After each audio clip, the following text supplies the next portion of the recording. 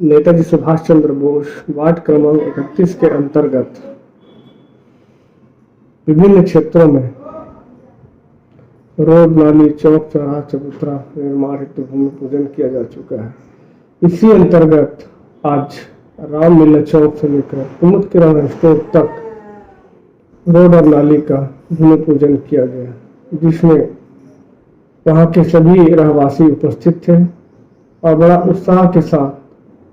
हम लोगों ने भूमि पूजन कार्य को संपन्न किया। मैं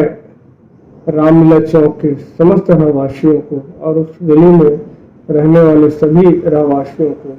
मैं बहुत बहुत बधाई और शुभकामनाएं देता हूं और उनसे आशा करता हूं कि इस कार्य को अच्छे से करने में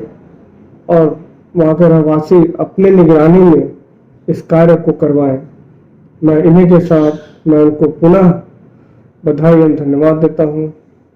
और मैं वार्ड पार्षद के नाते मैं उनको पुनः बधाई देता हूं। नेताजी सुभाष चंद्र बोस वार्ड क्रमांक 31